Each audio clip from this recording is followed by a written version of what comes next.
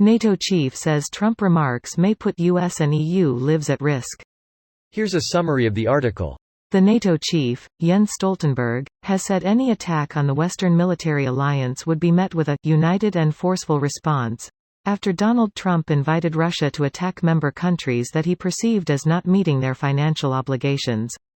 Trump told a campaign rally in South Carolina on Saturday night that he would encourage Russia to attack any of the U.S.'s NATO allies that he felt were not paying their fair share. On Saturday, Trump claimed that during an unspecified NATO meeting he had told a fellow head of state that the U.S. under his leadership would not defend any countries who were delinquent.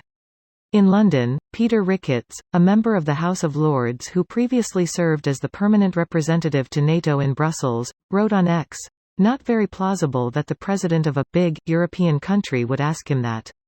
Trump seems to think that NATO is like a country club. You pay 2% of your GDP to the U.S., which then provides defense services. Deeply corrosive of trust among NATO allies. As of 2022, NATO reported that 7 of what are now 31 NATO member countries were meeting that obligation, up from 3 in 2014. During his 2016 campaign, Trump alarmed Western allies by warning that the U.S. under his leadership might abandon its NATO treaty commitments and come to the defense only of countries that meet the alliance's 2% target. In campaign speeches, Trump has remained skeptical of organizations such as NATO, often lamenting the billions that the U.S. spends on the military alliance whose support has been critical to Ukraine's fight against Russia's invasion. This post received a score of 25,000, with an upvote ratio of 89%. Here are the top comments in response to this article. When the USA was attacked on the 11th of September 2001, their NATO allies came to their aid.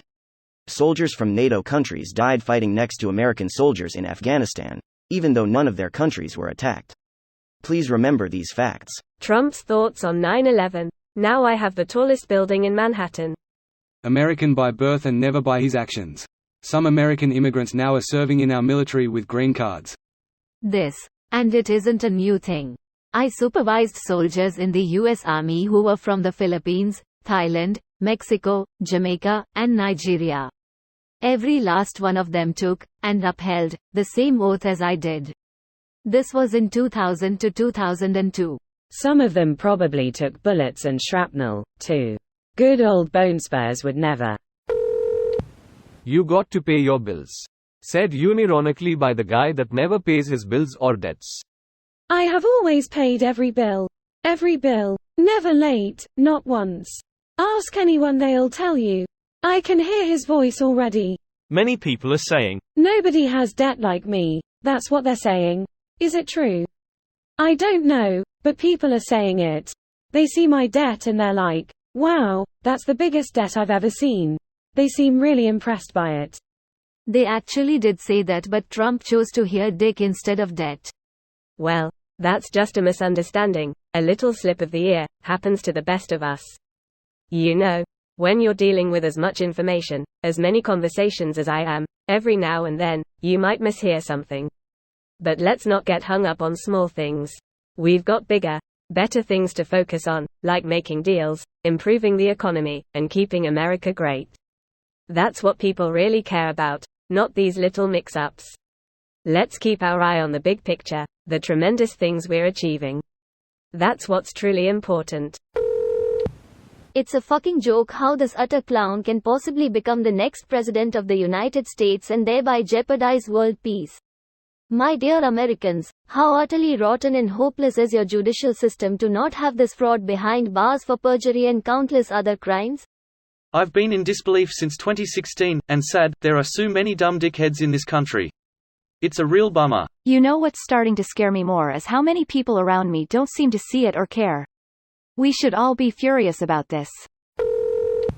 Perrin made a good video explaining why NATO benefits the US, and it is getting better every year.